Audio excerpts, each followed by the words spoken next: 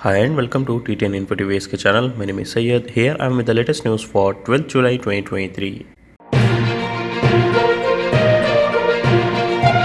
This was Ministry of Hajj and Umrah announced start of Umrah season. The ministry said that citizens and residents of Saudi Arabia as well as citizens of the GCC countries and the residents who are living there can now issue the necessary permits through the Nusuk or Tawakkal application. It is noteworthy that the ministry had announced earlier their welcome for the Umrah performers who are coming from outside Saudi Arabia and the start of issuing of the electronic visa for Umrah. The e-visa for Umrah can be requested from the Nusuk platform, the ministry said, noting that the pilgrims' arrival will start on the first day of Muharram month of 1445 AH. The situation in Karam district of Khyber Pakhtunkhwa is tense. The land dispute has turned into a war. The land disputes between the tribes of Karam district of Khyber Pakhtunkhwa has intensified. As a result of these resulting bloody clashes, 7 civilians have been killed and more than 37 injured so far. According to the district administration of Karam, there are 8 different land disputes between the two groups, most of which date back to before the partition of India. According to the spokesman of the Khyber Pakhtunkhwa Interior Department, soon after the clashes in Dindar Sohra and Bushera, the elders with the support of the district administration, police and law enforcement agency called for a ceasefire and started talks with both sides. According to the spokesperson, Section 144 has been imposed on the disputed land with the deployment of security forces to bring the situation back to normal and prevent further damages. Riyadh Air warns against fraudsters. The Riyadh Air has issued an official statement warning of fraudsters when applying for a job at the airline. The statement has warned all those applicants who want to join Riyadh Air's team against dealing with fraudulent advertisement and links circulating on social media platform. The circulating fraudulent ads are requesting sums of money as fees in order to let the applicant apply for the job opportunities. Riyadh Air confirmed that they will not request from the applicants when they apply for a job any pre-fees or private bank account details. The airline has called on all those interested to apply for job opportunities to submit their information online on their official platform. It is noteworthy that the establishment of Riyadh Air, a wholly owned company by the Public Investment Fund, was announced in April 2023 by the Crown Prince and Prime Minister Mohammed bin Salman. Cabinet commends Kingdom and France cooperation in energy field. The cabinet chaired by custodian of the two holy mosques, King Salman, on Tuesday at Salam Palace in Jeddah was briefed on the outcome of the official visit of Crown Prince and Prime Minister Mohammed bin Salman to France and his meeting with President Emmanuel Macron, during which they reviewed the historical and strategic relation between the two countries and ways to enhance them in all fields. The cabinet commended the joint statement issued by the Kingdom and France on cooperation in the field of energy and the keenness of the two countries to implement the United Nations Framework Convention on Climate Change and the Paris Agreement.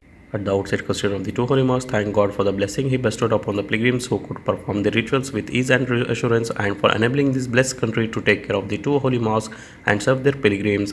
Custodian of the two holy mosques thanked all authorities concerned with pilgrims' affairs for their effort that contributed to the success of Hajj this year and providing excellent service which helped the pilgrims perform the Hajj rituals in great comfort.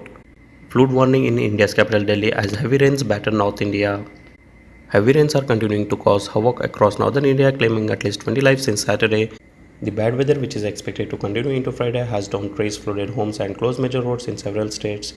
On Tuesday, Delhi was put on a high alert for flooding as water levels in the Yamuna River rose to dangerous level. Officials have since relocated thousands of people living near the river banks to safer location. Residents living in other vulnerable areas have also been told to prepare to be evacuated if needed. Traffic over a key bridge which runs over the river was cut off and schools are closed for a second day due to heavy rainfall. Delhi's Chief Minister Arvind Kejriwal said the next 2 days would be crucial for the city, but added that his government was prepared to tackle any situation. Transfer of oil from decaying ship expected to start next week in Yemen. Transfer of crude oil from the dilapidated tanker safer stranded off the coast of Yemen is expected to start early next week, a senior United Nations humanitarian official told the Security Council on Monday.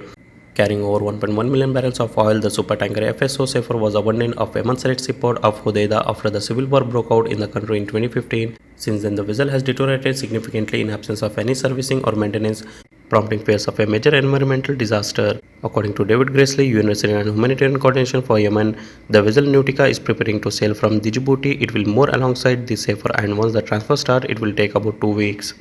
Kuwait Finance Minister resigned after 3 months. Kuwait's Finance Minister Manaf Abdulaziz Al-Hajri has submitted his resignation after 3 months in office, according to a report in the local Khabas newspaper. The resignation was approved by Ahmed Al-Sadon, Kuwait's National Assembly Speaker, during a meeting on Tuesday. Al-Hajri was appointed as Finance Minister in April by the Prime Minister during a cabinet reshuffle. A general election in September had delivered a mandate for change, bringing 27 new lawmakers to the 50 members assembly. However, in March, Kuwait's Constitutional Court annulled the decree dissolving the previous parliament and reinstated it. A few weeks later, the ruling Al-Sabah family dissolved that parliament for a second time, setting up the most recent vote, in which most of the lawmakers elected in September regained their seats. Muslim World League chief arrives in India. The Secretary General of the Muslim World League, Sheikh Mohammed bin Abdul Karim Al Isa, and a combined delegation arrived in New Delhi on Monday. Al Isa will deliver a religious sermon and lead a prayer at one of the largest and oldest mosques in the Indian subcontinent, the MWL said. He will also meet with the India's President Draupadi Murmu, Prime Minister Narendra Modi, senior Islamic scholars, and religious leaders of different faiths. The MWL head will also attend several events hosted by the Islamic community and other Indian communities to promote fraternal and friendly dialogue, enhance understanding and cooperation, and discuss topics of common interest. Al Isa will meet with several ministers, parliamentarians, and high ranking officials and attend several panel discussions that will be organized for the diverse communities of India. He is visiting the Asian countries at the invitation of the Indian government. Saudi Foreign Minister says extremists burning the Holy Quran incites hatred, exclusion, and racism. Saudi Foreign Minister Prince Faisal bin Farhan participated in the emergency discussion section of the UN Human Rights Council on Tuesday, following the burning a copy of a Holy Quran in Sweden on June 28. The kingdom's government affirms the necessity of consolidating the values of dialogue, tolerance, and respect, and rejecting everything that would spread hatred and extremism. Prince Faisal said the kingdom's government strongly condemned the extremist burning of copies of the Holy Quran and affirms that this reprehensible act cannot be accepted with any justification as they incite hatred, exclusion, and racism. They directly contradict the international efforts to spread the values of tolerance, moderation, and rejection of extremism. Indian Supreme Court adjourns to July 17 hearing of pleas against remission to convicts. The Indian Supreme Court on July 11 adjourned to July 17 the hearing of a batch of pleas challenging the remission granted last year to all the 11 convicts in the gang rape case of Bilkis Banu and murder of 7 of her family members during the 2002 post-Godra Gujarat riots. A bench of Justice B.V. Nagarathana and Prashant Kumar Mishra noted in accordance with its May 9 order, notices have been published in local newspapers including those in Gujarat and English against the convict who could not be served. Indian Supreme Court stays arrest of women lawyer who went to Manipur as part of fact-finding team and held press meet. The Supreme Court on July 11 stated the arrest of a woman lawyer who took part in fact-finding mission to violence hate Manipur and subsequently held a press meet for the National Federation of Indian Women. Appearing before a bench led by Chief Justice of India D.Y. Chandrachud is an urgent mentioning senior advocate Siddharth Dev said the lawyer Dikshat Devidi has been accused for sedition and conspiracy to wage war against India among other offences. 5 Mexicans and Nepali pilot killed in helicopter crash near Mount Everest in Nepal.